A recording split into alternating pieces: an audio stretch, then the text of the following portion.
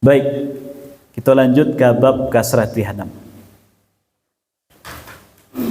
Bab ma yaquluhu wa yaf'aluhu man ya'kulu wa la yashba'. Bab pembahasan apa yang diucapkan dan apa yang dilakukan terhadap orang yang makan tetapi tidak kenyang. Nyolai makan, bahkan makannya pun banyak tapi merasa tak kenyang. Nah, itu akan kita analisa nanti Bapak Ibu apa penyebabnya dan apa solusinya dalam Islam. An Wahsy bin Harb radhiyallahu anhu anna ashab Rasulillah sallallahu alaihi wasallam qalu ya Rasulullah inna na'kulu wa la nashba'. Qala fala'allakum taftariqun. Qalu na'am. Qala fajtami'u ala ta'amikum wadhkuru ismallahi yubarak lakum fi. Rawahu Abu Dawud. Dari Wahsy bin Harb radhiyallahu anhu bahwasanya sahabat-sahabat Rasulullah sallallahu alaihi wasallam mereka berkata, wahai Rasulullah, sesungguhnya kami makan tetapi kami tidak kenyang. Nabi menjawab, barangkali kalian makan sendiri-sendiri. Mereka menjawab, benar ya Rasulullah.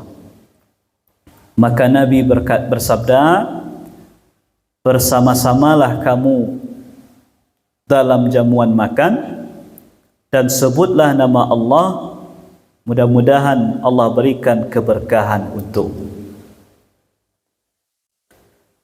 Bapak-bapak dan ibu-ibu rahimakumullah, Allah agiahkan kita rezeki berupa makan dan minum, sesuatu yang harus kita syukuri. Tetapi mungkin pernah kita merasakan dalam satu keadaan seperti yang dirasakan oleh sahabat Nabi sallallahu alaihi wasallam. Makan rasa-rasa lain banyak tapi tidak kenyang. Maka mengadulah sahabat kepada Nabi, ya Rasulullah, inna na'kulu wa la nashba'. Ya Rasulullah, kami kau lain makan ya Rasulullah, tapi aku nak merasa kenyang. Berarti ada sebab musabab.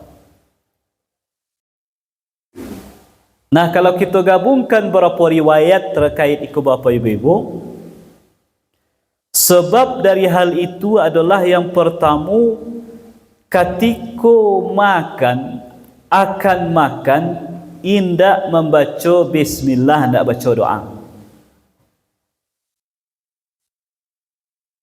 Nah, itulah kita kaji di pertemuan sebelumnya. Kenapa kok membaca bismillah itu memberikan keberkahan, dan kenapa kalau tidak dibaca tidak memberikan keberkahan? Nah, kita lah bahas dulu Bu.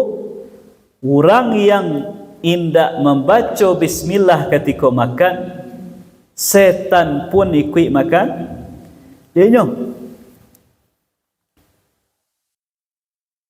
Setan pun ikut makan dia. Ba'a cara makan setan wallahu alam. Kita nak tahu itu urusan ghaib. Tapi itu yang dikatakan Nabi, seseorang yang makan tidak baca bismillah, tidak menyebut nama Allah, atau tidak berdoa sebelum makan, maka setan ikut makan dia.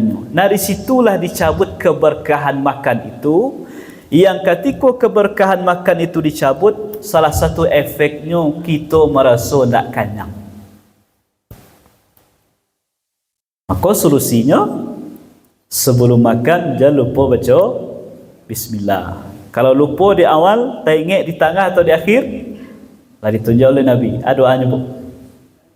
Bismillahi awalahu wa akhirahu. Dengan nama Allah untuk di awal dan untuk di akhir. Dalam riwayat lain kita telah bahas, Nabi galak mencalik sahabat yang sedang makan, kemudian dia lupa baca bismillah di awal, kemudian hampir selesainya baca bismillah. Kecik Nabi, ketika sahabat ko makan nyom ndak baca bismillah, setan ikut makan nyo. Ketika nyo taingik kemudian nyo baca bismillah awalahu wa akhirahu, setan pun memuntahkan apa yang nyo makan. Nah, jadi Nabi menganalisa penyebab tidak kenyangnya seseorang makan itu karena dicabut keberkahan, karena tidak diawali dengan membaca nama Allah. Bismillahirrahmanirrahim. Kemudian yang kedua, Nabi sampaikan gawak sesuai dengan hadis yang kita bahas kok.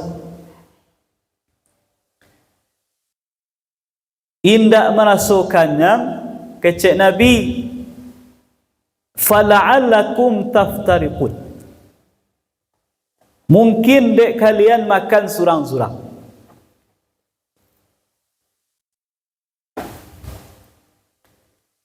Nyo ado makan basamu Bapak Ibu, ado makan basamu, ado samo-samo makan. Beda atau samo tu Bu? Makan basamu, jo samo-samo makan. Beda atau samo? Beda. Kalau makan basamu, iyo makan berkumpul sama-sama. Mau bajamba kah, mau makan surang-surang, yang penting berkumpul. Kalau di keluarga, kumpul di situ ayahnya, ibunya, anaknya di satu waktu, di satu tempat. Kalau sama-sama makan, ya sama-sama makan, tapi terpisah-pisah. Anak-anak makan di bilik, nan ayah ibunya makan di ruang tamu, nan cucu makan di dapur. Itu namanya sama-sama makan. Nah, Islam itu menganjurkan kita supaya lebih berkah makan awak tu sama-sama makan atau makan bersama. Makan bersama. Makan bersama. Selagi masih ada orang yang bisa kita bersamai untuk makan. Itu yang lebih berkah. Bukan berarti makan surang-surang itu dilarang, tidak, bukan. Tetapi kalau ingin lebih berkah, maka bersama-samalah makan itu. Terkadang dengan makan bersama itu, sesuatu yang awalnya hanya cukup surang ketika makan surang-surang, akhirnya bisa cukup untuk 2 atau 3 orang. Contoh Bu, sederhana saja, orang beli nasi bungkus. Nasi bungkus. Kalau tipe orang awak kau kan kalau beli nasi bawa pulang kan nasinya banyak. Nah, itu tipe orang Minang tu. Sebenarnya filosofinya, kalau kita baca, kenapa rumah makan Minang itu ketika dibungkus pulang nasi itu dibanyakan nasinya? Salah satunya supaya nasi ko bisa dibawa pulang dan makan bersama jo keluarga di rumah. Itu filosofinya. Walaupun sekali lain makan surang tak ada masalah karena sesuai kondisi. Nah, nasi yang sebungkus itu Bapak Ibu kalau dimakan surang, yang surang tu mungkin kenyang juga tapi hanya untuk 1 orang. Tapi ketika nyo bawa pulang dengan yang sebungkus itu, nyo adu bininya, nyo adu anaknya surang, makan bertiga ayah ibu juga anak surang. Yang awalnya hanya mengisi 1 perut, tapi yang kedua, tipe kedua, kok 3 perut bisa terisi dek gara-gara lain makan bersama. Dan alhamdulillah luar biasanya sama-sama kenyang. Jadi, iko berkahnya makan bersama ku Bapak Ibu. Maka iduikalah bagi awak keluarga kita yang lah mulai luntur budaya makan bersama itu, iduikan balik ternyata kau sunnah Nabi teman. Kalau tak bisa 3 kali sehari minimal sekali, ma waktu yang keluarga lain bisa berkumpul aku. Di waktu makan bersama itulah komunikasi terjalin antara ayah, ibu dan anak-anak. Di waktu makan bersama itulah si anak bisa bercerita, ya bu, awak di sekolah mereka tadi, jo kawan mereka tadi, sehingga ayah dan ibu pun tahu bahawa kondisi anaknya di hari itu. Bahkan salah satu tempat terbaik menasihati anak itu Bapak Ibu ketika kondisi sedang makan.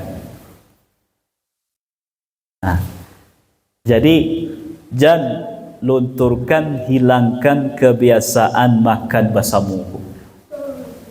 Itu antara selagi masih bisa, selagi masih ada anggota keluarga yang bisa kita ajak bersama-sama makan, jangan hanya apa namanya tadi, makan bersama, jangan hanya sama-sama makan. Nah itu kisah Nabi. Sahabat mengatakan, ya Rasulullah, kami lagi makan tapi nak kenyang. Kisah Nabi, mungkin kalian makan surang-surang. Ya Rasulullah. Maka kata Nabi, fajtami'u ala ta'amikum. Makanlah bersama-sama, wadhkuru ismallah, dan jangan lupa menyebut nama Allah. Diiringi dua hal Zak. Baca bismillah ya, kemudian makan bersama-sama secara berjamaah. Kemudian makan bersama Bapak Ibu, kalau kita maknai lebih mendalam, maknanya bisa juga adalah jangan lupa berbagi jauh orang lain kalau memang ada orang yang patut kita bagi.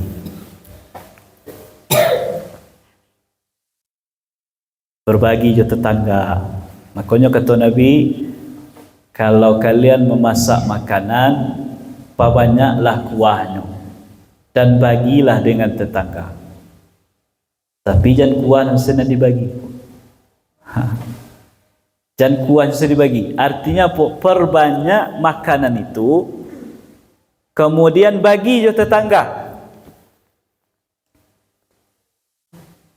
Apa tujuannya? Selain itu untuk keberkahan awak yang membagi, mendapat pahala. Yang kedua, untuk mempererat tali silaturahmi. Yang ketiga, itu adalah salah satu bentuk menggapai berkah yang Allah berikan kepada orang-orang yang lain, namun berbagi dengan saudara-saudaranya yang lain.